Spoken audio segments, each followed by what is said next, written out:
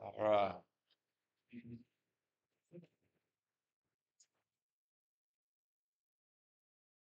All right, guys.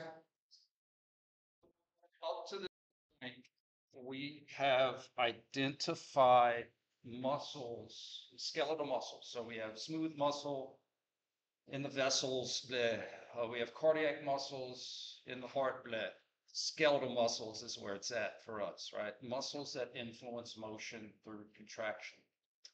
I'm trying to retrain, get us all on the same page about how we look at muscles. What we don't want to do is play fast and loose with terms. You know, the other day I said, name a skeletal muscle. And, you know, someone's like bicep, like awesome. That's probably the one we mostly would go to, right? Our go-to muscle. You know, name another muscle, hamstrings, quads, glutes. Like, just think of like, there's 500 something muscles in the body.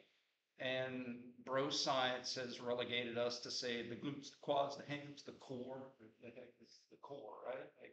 Like you have a lot of muscles. You know, no one ever says name a random muscle. Ah, the extensor carpi ulnaris. You know, just nobody's going to do that. So because most of these muscles, I'll just give you a few. Tibialis anterior. Its function is in its name. They just named it because it's a muscle on the front of the tibia. Quadratus femoris, square-shaped muscle in the femur. But other muscles have function in their name, which I wish they all did. Adductor longus and adductor brevis and a pronator teres, you know, for example.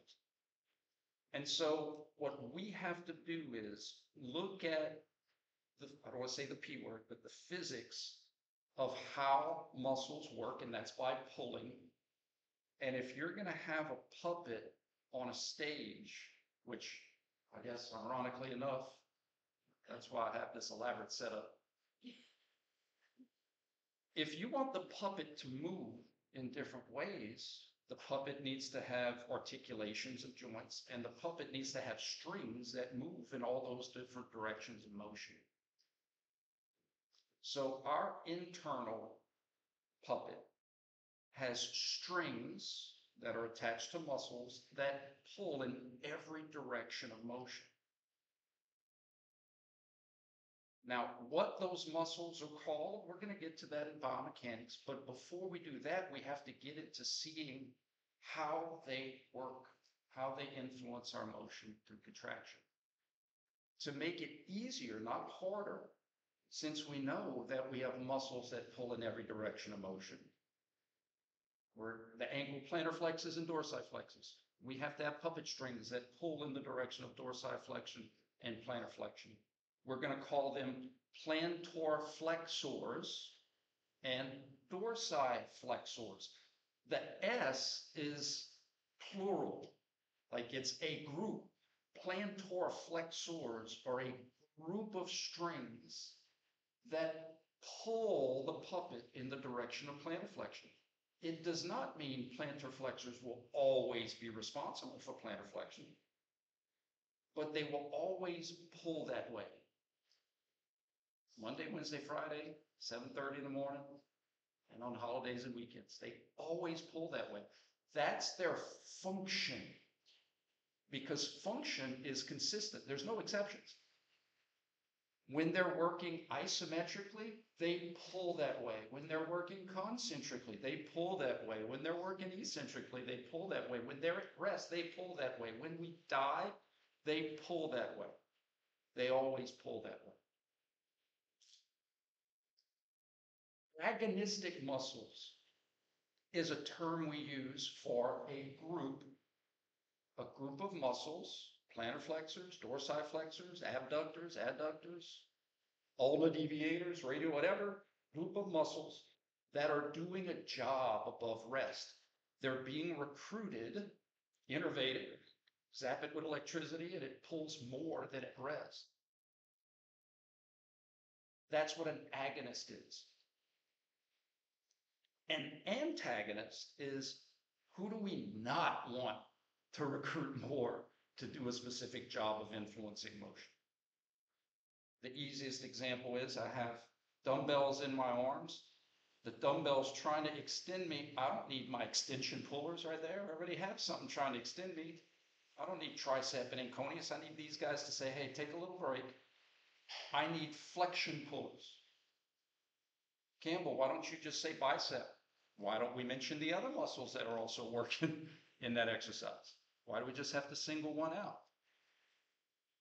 In addition, if I just say bicep, that doesn't infer how it's working. But if I say I'm recruiting flexors because I could see something's trying to extend me, that helps me to see why they're working. Gravity is an extension puller outside of my body. So it makes sense in this exercise. I would need flexion pullers inside my body. The influencers of motion inside my body are my agonists. Make sense? We are going to practice. Sarah's here this morning. She flew in from Natchitoches. And she's going to help us do some practice. Guys, it will get, I don't say more tricky, it will get more involved, but not if we keep up with the material, I promise. If you keep up with the material, once we start incorporating movements and eccentrics and concentrics, it will be easy, I promise. But right now, the biggest, it's almost kind of like a cumulative error. What I mean by that is if a pitcher is trying to throw a pitch and they make an error early, it's going to amplify the error to the distal segment. So if we can't identify the agonistic group, then none of the other stuff matters. This is our limiting factor right now. And the way we identify agonists isn't by guessing. It's by asking a simple question. Who do we need? Because we know why we need it. We did that experiment the other day. Don't let me push you down. External forces trying to push my hand down. I need internal forces that are trying to push my hand up. What's that at the shoulder? Well, the external force is trying to extend me. I need flexion pullers. I need flexors. Who are those muscles? Who cares? I don't care right now. I just know I have muscles that pull in the direction of flexion, and I may need them when something's trying to extend me. What's my agonist at the wrist? Well, external force is trying to flex me, and if I'm trying to prevent that from happening, I need extension pullers. I need flexion pullers. I need radial deviators. I need ulnar deviators. I need flexors. I need extensors. I need external rotators. I need internal rotators. You're going to be doing this in clinics when you're doing manual muscle tests. And the irony is all of your patients know who to recruit because they know why they need to recruit them. When you say, don't let me push your hands down, they know what muscles to recruit. But if we say specific muscles too early in the game, like don't let me push you down, who are you working? Oh, supraspinatus and deltoid and long head of the biceps. When you go to specific names, it's Billy and Tommy and Sally. It doesn't remind us what they do because of how they pull. So that is why we're going with the group technique. I need abductors, abduction pullers. Why? Because gravity's trying to abduct me. If I'm trying to keep my shoulders in this position, I need flexion pullers because gravity's trying to extend me. If I'm holding my neck up and I'm not sleeping in class, I need cervical extension pullers because gravity's trying to flex me. Who are those cervical extension pullers? Who cares? You have muscles, multiple muscles that pull in every direction of motion. There is no one person team. What about the heart? Skeletal muscles we're talking about, right? That's why it's a cardiac muscle. Does that make sense? So what I'll do is I'll toss it over to Sarah, not just to practice, but give some insight on how you'll go about, because I know some students connect with some of your strategies for this, but when you're determining agonists, what are you looking for? What are you asking yourself when you determine agonist? For me personally, I'm not, or whenever I was taking creatine at that time, I was not big into like working out with like gym equipment or like just doing stuff with like dumbbells. or playing sport. So whenever we got to this point, we had the background knowledge that watching this, it's an easy one at least, that this was like my bicep. So a lot of people got kind of caught up in like, oh, I know that's called the bicep curl. I'm going to say bicep to go to your point. Well, I was trained under Campbell, so if I was looking just for what kind of the weight was trying to do to me. So if it's trying to pull me down into a straight arm, that's elbow extension. Well, I don't need that because I can hold this all day and my flexors are not hurting me. So then I went to the gym, stronger at the time, and I realized that I can put my radio on it in different positions for a bicep curl. This position, and it targets different flexors, all doing the same type of motion at the elbow, right? But that's how I understood agonists. Like they're all part of the same group, but why does a pronated bicep curl hurt more than that supinated bicep? And we'll get into that in biomechanics. I'll actually teach you why that happens. Right. But the key thing is that when you go up, you're using bicep and his buddies, her buddies, the flexors. When you go down, you're not using tricep. And I swear to goodness, there are students that are going to say bicep up and tricep down. And the reason they're going to do that is because they say you have flexion up. My book says bicep does flexion. And then you have extension down, and my book says tricep extension. And I'm going to say, your body knows that's not true. You know that's not true. So why do you want to tell me that that's true? Does that make sense?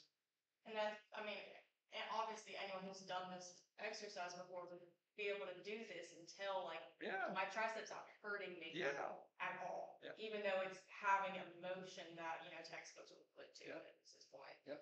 Let's go, when we start these, let's just do, let's not do motion. So let's just stick, so like in this one, let's go like with the photo on the right. Let's just try to do isometric identifying of agonist. Okay? So what I would do is, even like you said, if we didn't have a picture on the left, if gravity was to take over, that weight would fall down.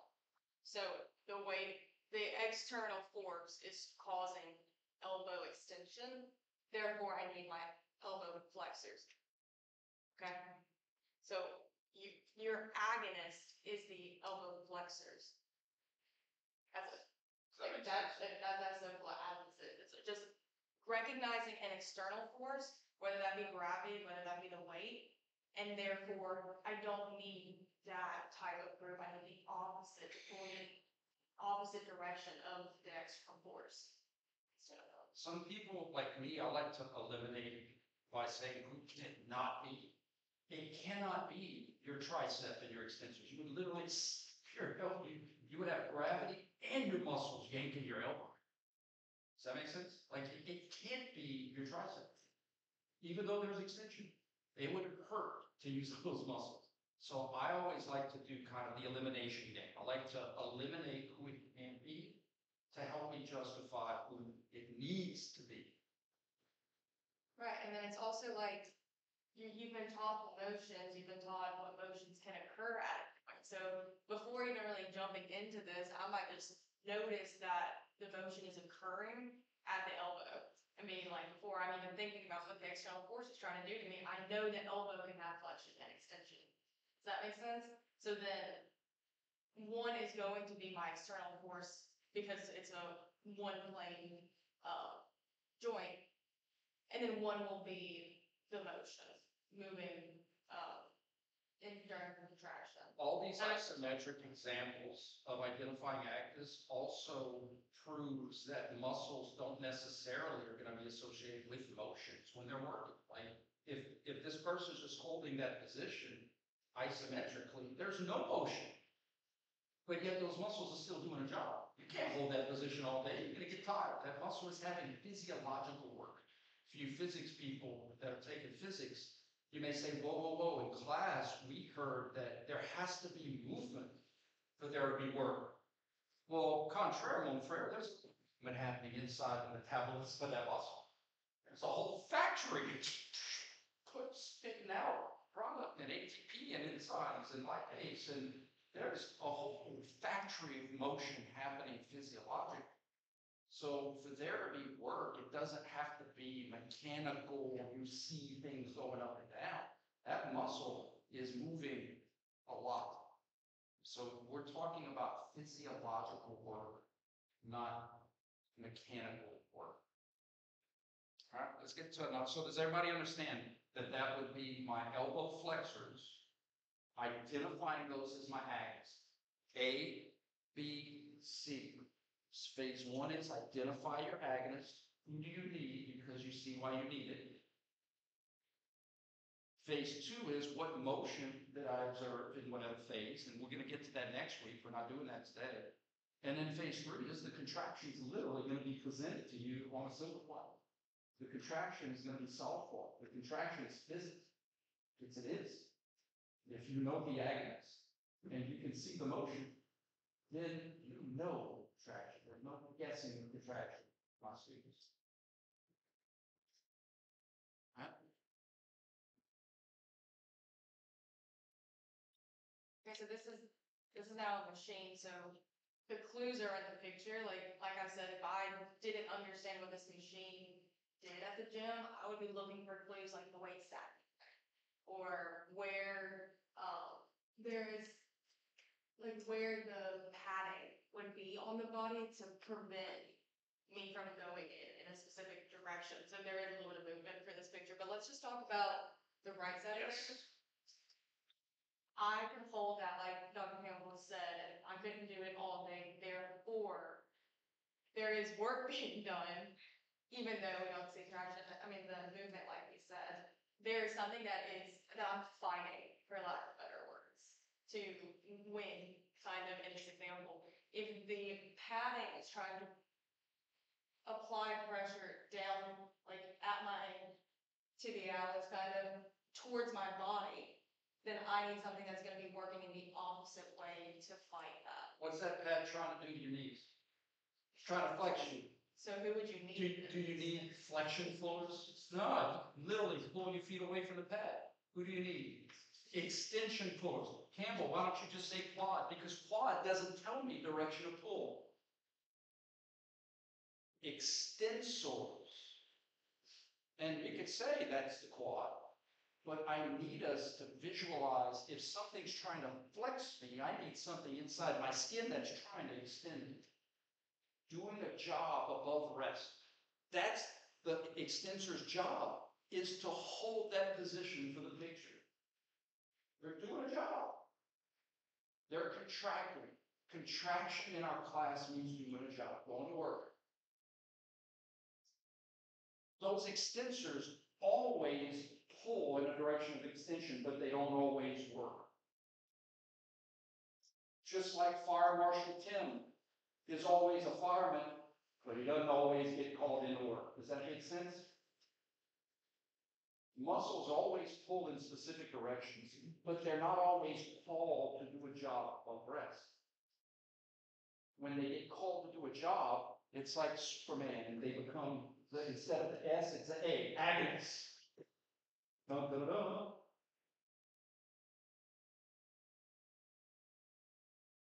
I think another interesting point too that's a little bit more explored in biomechanics is that you have muscles that have jobs at more than one joint. So to say that this is just one muscle doing that, like, I think that it's better at this stage to just recognize that this is at this motion or this contraction that's being held at the knee for the knee flexors, because there's a muscle of the quad that can do hip stuff. So just kind of focusing in on the fact that the movement or the lack thereof is being applied at the knee. One of your commandments, if you go back to your Unit 1 materials, we analyze motion joint by joint. We analyze muscles joint by joint. This was me. So in other words, this exercise is the motion is going to be in the knee. So therefore, the agonistic muscles we're going to analyze are going to be in the knee. Really cool. Picture on the right. Let's go shoulder and wrist. Separately. Obviously.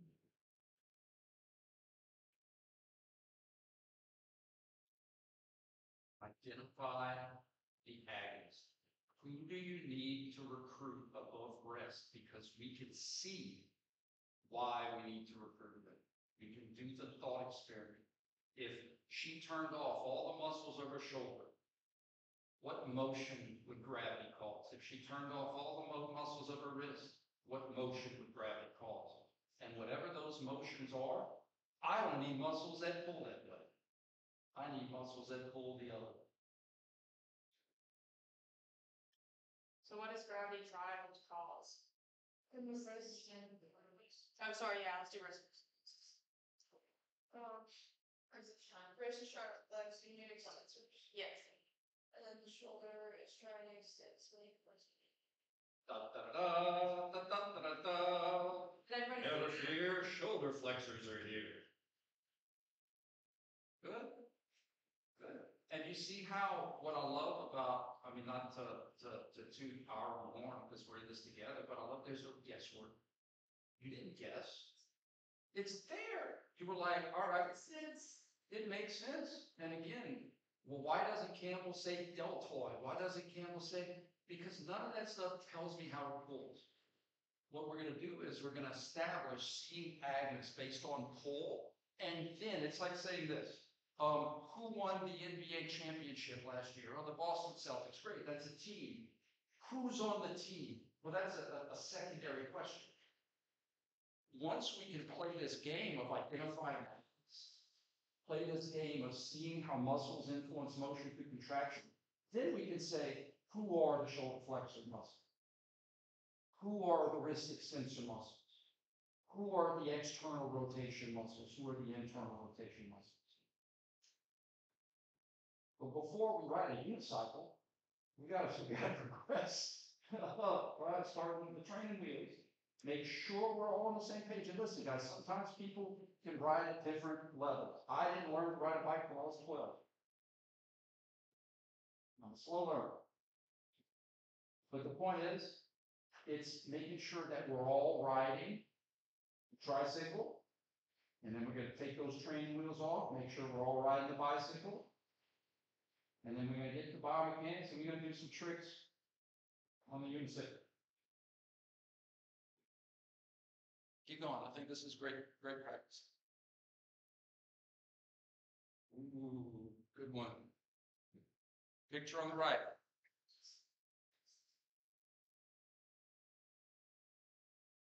Now, ground, I like to call them the G's. Sometimes it's not just an external force single, sometimes it's external forces, ground and gravity. So planet Earth is trying to pull you down to the center of it. You have the ground stopping you from going 3,500 miles down. So sometimes you have this force couple of this non-contact gravity pull and the ground pushing you.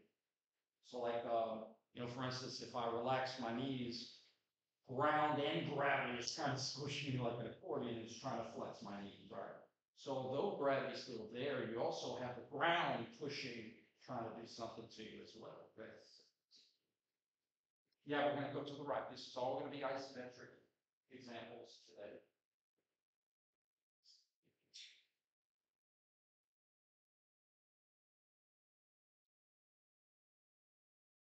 What are the external forces trying to do with your ankles? Dorsiflexion. Good. Do you need dorsiflexion pulls? You would literally pull your toes away from the thing, you fall down. You need plantar flexors. You need plantar flexion pullers. Who are those muscles? I'm going to teach you those muscles. But it's the T. I'm going to teach you. But if I just said, what's gravity trying to do? Dorsiflexion. So who do you need? Oh, you need tibialis posterior. I'm teaching based off of pull so that you can see, oh, if gravity's trying to do this, I need muscles that are trying to do that. Then we can say, who are the muscles that are trying to do that? I'm gonna teach you how to see tibialis posterior, flexor hallucis, almost flexor digital wall, so it's gastrocnemius, peroneus longus, and peroneus brevis. But can you imagine if we just blurted all that stuff out? And it's also better because if someone just says, I'm working my calf, I have a good buddy of mine from college from Sheldon, or I'm working my calf. Love you, Ron. But if all we just said is, I'm working my calf, what does that mean? What does that do? What does that tell us? She's telling me the errors we tell them. Yeah, and not only that, it leads to bad habits. Because if we say, well, what does the calf do? Well, the calf plantar flexes me. But I could have plantar flexion, like when I heel strike, I'm gonna have eccentric work of my dorsiflexors controlling my plantar flexion so that I don't do it too fast as I transition from heel strike to foot flat. But if all you do is say calf does plantar flexion, And the calf's not by itself, there's just. exactly. You know, you're going to be in a clinic and someone's going to have a strain of a peroneal muscle or a strain of the tibialis posterior or an imbalance. You got to work. What does that muscle do? And I'm going to teach you the best way to know how to read or work on a muscle is to know how to. Well, if that muscle is an inversion puller and a plantar flexion puller, that tells me a ton of stuff. I know how to stretch it because if I know how it pulls, I know what position to put it in. I know how to work because if I know the direction of pull, I know what kind of external force I need to create to go against it. It empowers you to know a ton of stuff.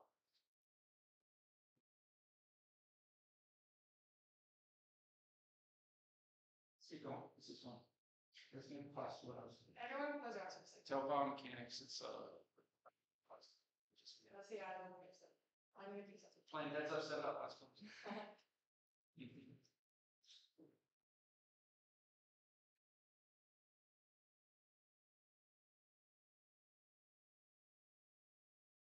No, no. Don't take it long enough. Just spray paint bottles. I think that's illegal. That's taken that. I'm usually trying to get students to stay awake in class.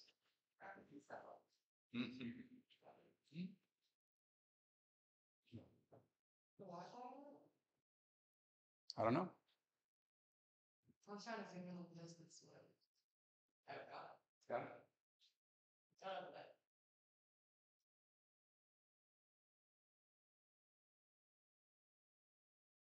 Okay, you can open it. Heads up, seven up. I dominate maybe. That's a cheating.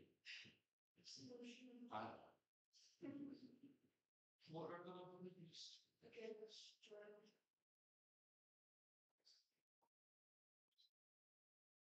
How about we do left hip? It's a great question.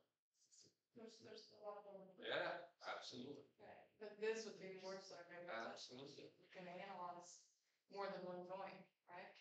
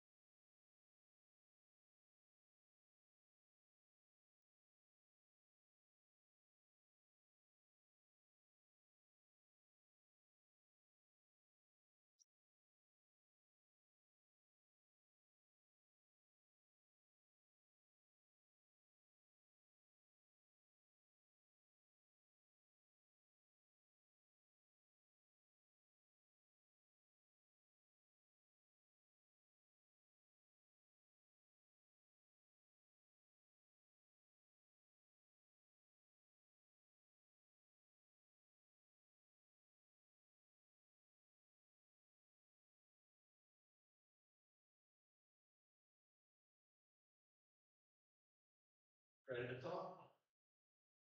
Left hip conversation? Sure. How many of you say you need your hip, left hip flexors? Left hip extensors? Also. What I love where you're going, but let's do the left hip, because maybe someone wasn't confident to put their hand up. So the cable is trying to flex, you get it? Right there. If she turned on her flexors, again, it's like having two tug of war teams on one end of the rope and no team on the other.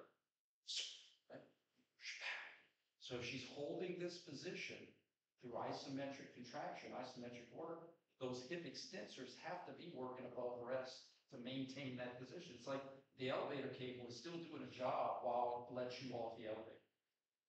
It's still tugging with the weight of the elevator and the weight of you on it, okay?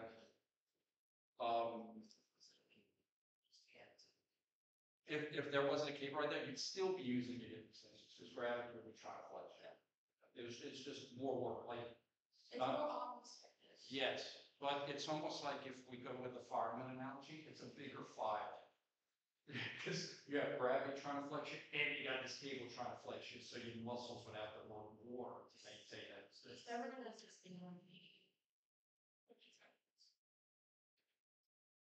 So like, even without the dumbbell or maybe it's some sort of work. Well, a baseline. All muscles have a baseline tone. That's what they call resting tone. But that's not contraction. That's not working. What we define as a muscle contracting or working is having physiological work above resting tone. So like if you're laying down watching TV, all your muscles are working, but they're at rest. You can watch TV all day, like anytime. It's when you have to start moving, or not even moving, but preventing motion. Yeah, like your cervical, that's why your neck, at the end of the day, you get up all day, your neck, this muscle's been working all day, preventing your head from flexing. Moving on. Yeah, I don't want to go to the pelvic area. Yeah, that's let's keep the confidence. Maybe we'll play with that one next week. Gotcha. Oh, it's like, oh, Okay. What I'll do is I'll move that screen is really, really bad. So this one's a lot easier.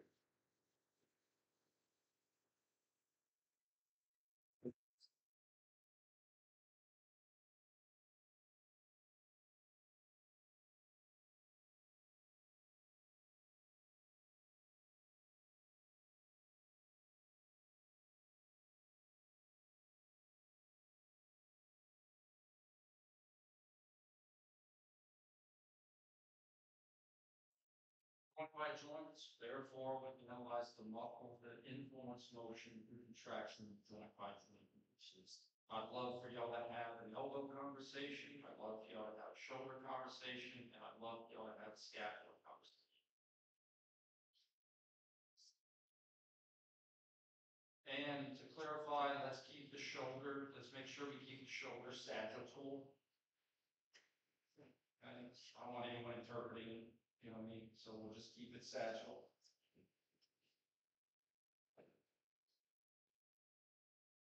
It's a good example, sir.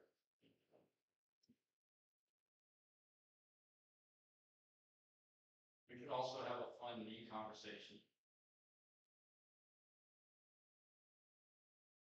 This friction would be helping out, but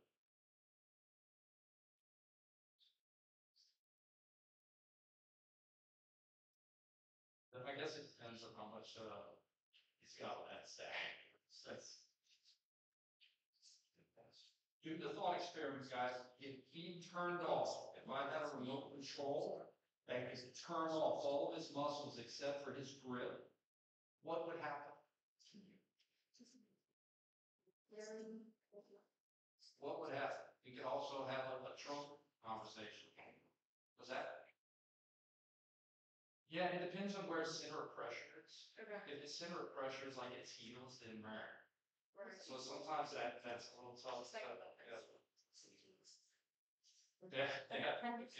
What a show off. All right, guys, let's play this game. If he relaxed all of the muscles at his elbows and shoulders, what motions would happen at his elbows and shoulders? Elbow extension and shoulder. So that tells me immediately, you know what it doesn't need? Doesn't need extensors at the elbow and flexors at the shoulder. He literally be pushing. Now, if there's an emergency, oh gosh, right? You're gonna need to do that, but not when you're doing repetitions. So that tells me he needs elbow flexors and shoulder extensors. That's the group, that's the strings that he needs to do a job. Who are those muscles? Who cares? We'll get to those eventually. What about the scapula? What's the cable trying to do to his scapula? Protract it. Does he need protraction pullers? He needs retraction pullers. That makes sense? What about the trunk? Is that cable trying to flex his trunk or extend his trunk? Flex. Absolutely. He doesn't need flexion pullers, he needs extension pullers. See how this game is played? And again, what's elegant and beautiful is every single one of you, your instinct knows this. If you got into that machine or that exercise, you know which muscles to recruit. I just need to connect the neurons so that we can communicate. Because although you know what you need, you're going to be working with people who don't know what they need. Or you're going to need to create environments for what you specifically need that they don't know what rehab they need, they don't know what stretches they need, they don't know how to isolate certain things.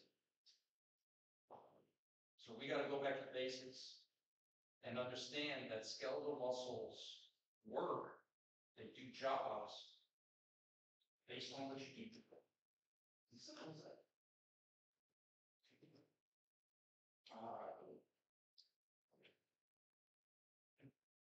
Don't you just love kinesiology?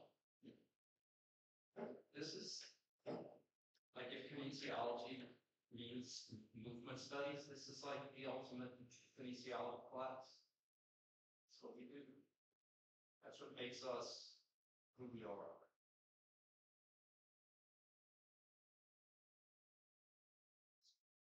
I like the other one, but it's such a small picture. Yeah, Can we go to? I don't mind that for like an advanced one, but let's do the side bin one. We'll Oh, work, like pointed out one? we'll work up to that one. Maybe let's be on this as well. Okay. It's a video, but can we just? Yeah, just pause it when he's up.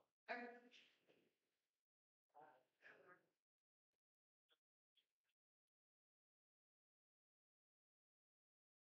Press play. Press play. Pause it right there. All right. Sorry, I don't mean to be so demanding. OCD. Whatever that be. I got all that.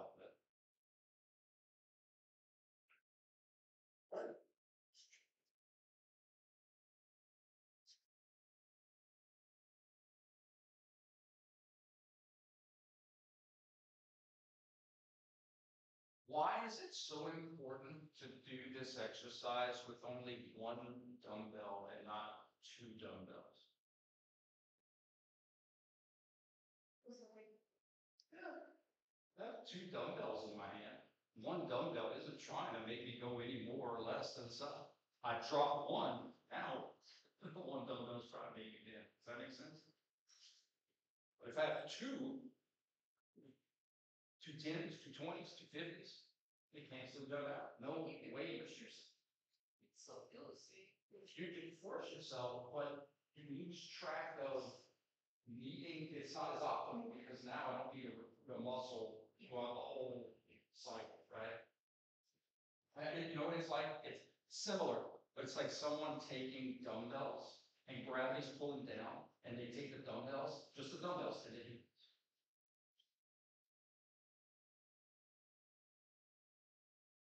Or if I put like a heavy plate on my head, I might do this in the gym, make people put a heavy plate on my head, and I do this. Feel the burn. All right, guys, what's that dumbbell trying to do to my training? It's trying to. Right lateral. Does that make sense? That dumbbell's trying to bend me to the right. I don't need muscles that are also trying to bend me to the right. I need muscles that are trying to bend me to the left. I need left lateral trunk benders. I need muscles that are trying to bend me to my left. Who are those muscles? I'm going to teach you who those muscles are.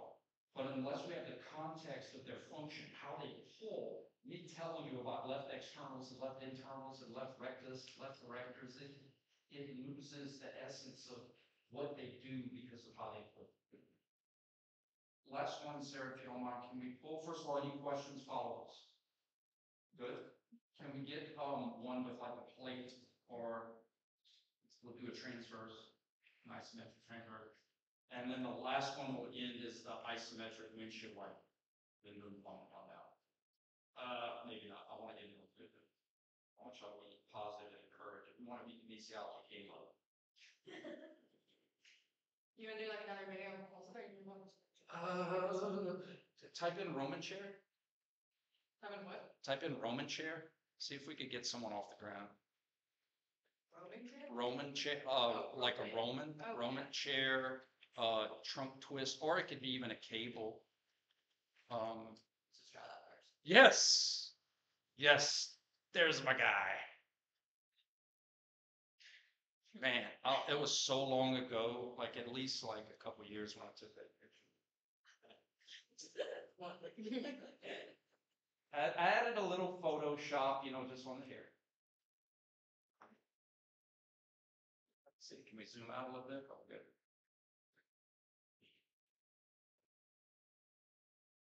All right, guys, I know that gravity is also trying to influence the trunk sagittally.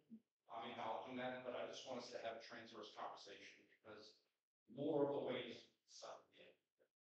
So I'm narrowing it down to transverse conversation. You can understand why people just want to say core. Because it's hard to kind of isolate and know which specific. Everybody has no problem saying bicep. But when you get into the trunk, it's like, core. We need to know, we need to understand which specific muscles are influencing specific motions and specific contractions. We can't say it. There's going to be times where it's contraindicated to work certain muscles when you're rehabbing certain things. Or there's a muscle you need to stretch more, there's a muscle you need to innervate more. And what you can't do is take the dumbbells and go both sides. You just cancel each other out. There's going to be times where you need to specifically figure out the external force to recruit certain muscles. The plate in planet Earth is trying to do what is it? How's it trying to twist the trunk to the right or to the left? To the right. So which muscle group do we need? Left transverse trunk rotators, absolutely. Who are those muscles? Who cares? I'll teach them to you. Right external, oblique, left internal oblique, left erector spinae. I'm going to teach them to you. But we have to understand that we have guys watch. Look at me. Look at me. We have to understand if something's trying to make me do this outside my body, I'm going to have muscles that are trying to make me do this inside my body. It doesn't matter if we know where they are or how they run. You have puppet strings that pull in every direction of motion. And if something's trying to make me do this, and I'm trying to stop it, I need muscles that are trying to make me do that. Pulling to the left transverse. It doesn't matter if you can't see them. They have to be there. Make sense?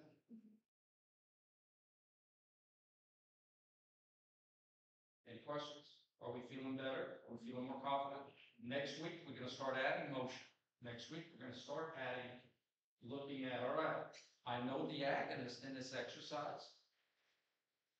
Now, when these agonists that pull, let's say, I need my left transverse trunk rotators here.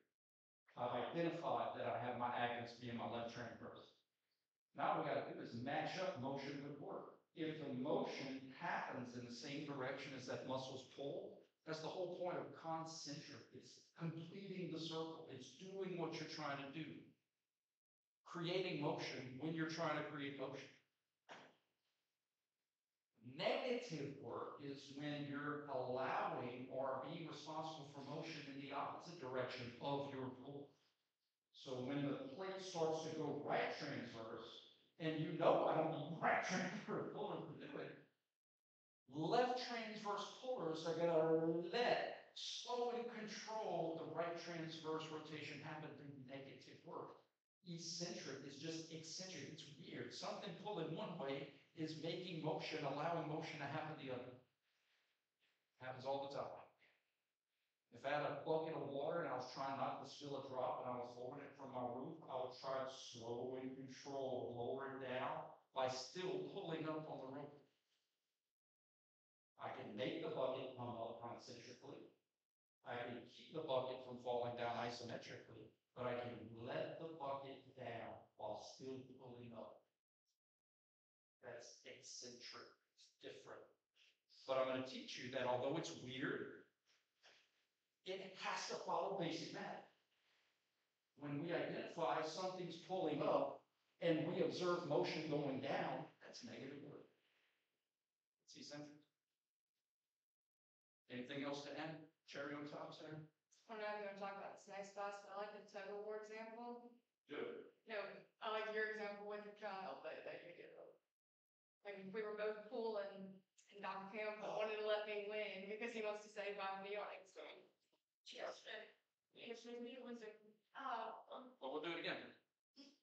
I thought I had the rope, but I guess I was the rope. Okay, we're going to use the lightsaber. Okay. So you're pulling, and let's say Sarah's my youngest, and he's pulling with all his force. He's giving it max effort. And let's say his max effort's like 40 pounds. Okay, so you're pulling. You're like, oh, I'm like, I know I can pull more. When you go into an exercise and do multiple reps, you know you can put, that's the only way you can do more reps is if you know you can do more than whatever weight stack you put. So I'm in the position of power here. I can either choose to let us tie. I can choose to make me win, but I can also choose to let off and let Sarah be greater. But my force could always be the same. Yes. So his force amount is changing. And that's the beauty about skeletal muscles. You can vary your force. That plate can't vary its force. The weight stack, once you set it, can't vary its force, but you can. And so you will decide when it goes down, when it comes up, when it goes across. And you do that through different contractions.